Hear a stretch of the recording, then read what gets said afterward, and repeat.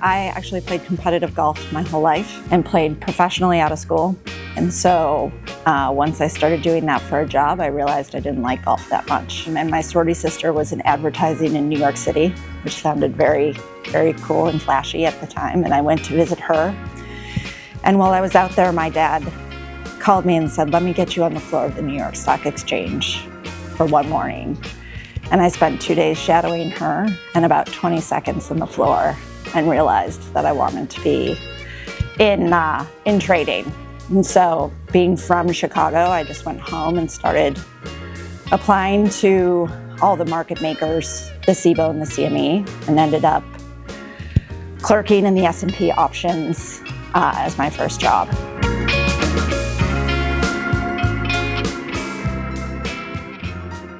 What is the importance of a diverse market structure? Being a part of the European market structure for so long and studying that versus the US, you come to realize how precious the US liquidity is, and really the benchmark for liquidity in derivatives markets. And I really think, while you can say, yes, that is because the US is the largest capital market and S&P is the largest market in the world, it also comes down to the market structure. And the market structure promotes diversity in customers, diversity in products, diversity in execution, and diversity in market makers.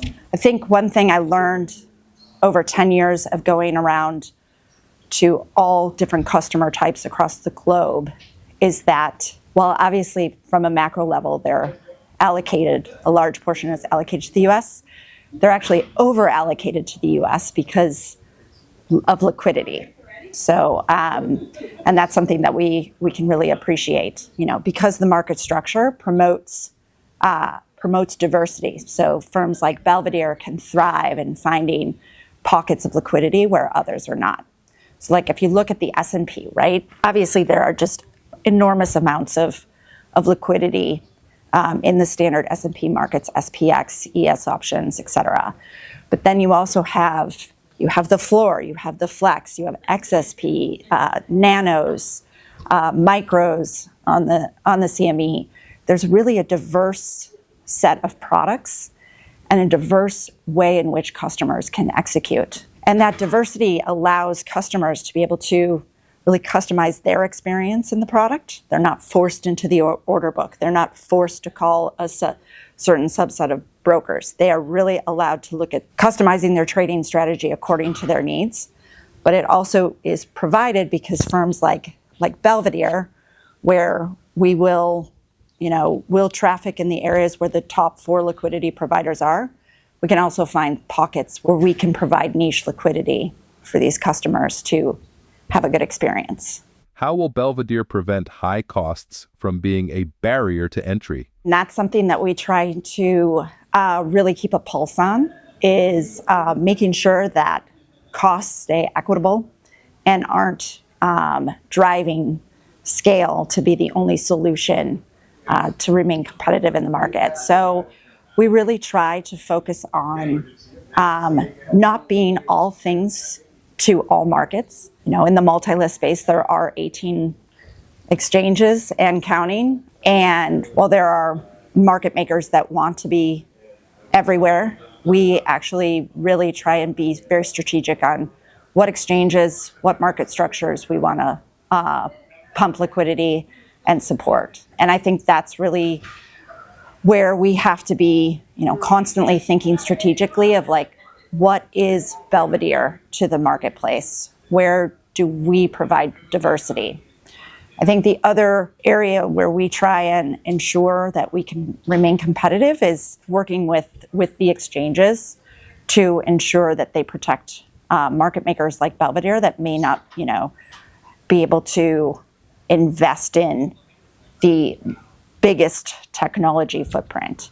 So a great example of that is, and CBOE has this passive quote protection functionality. This is a great opportunity, where we're exploring with them, how do we use this in markets where perhaps, a firm like Belvedere is pumping liquidity in to promote the market, but also is being protected by those with bigger technology footprints.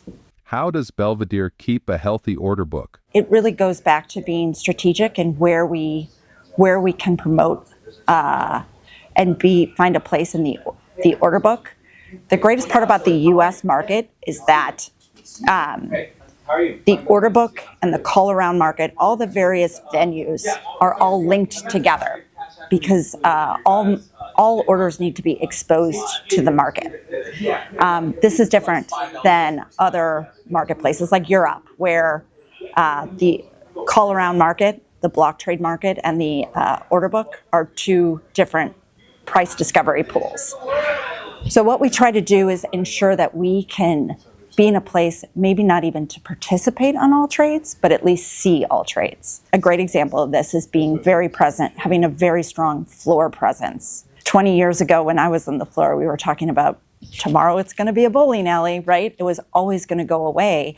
And yet the number of floors is increasing. Maybe not the number of products on the floors, but the number of floors is increasing because there is an absolute place in our market for floors.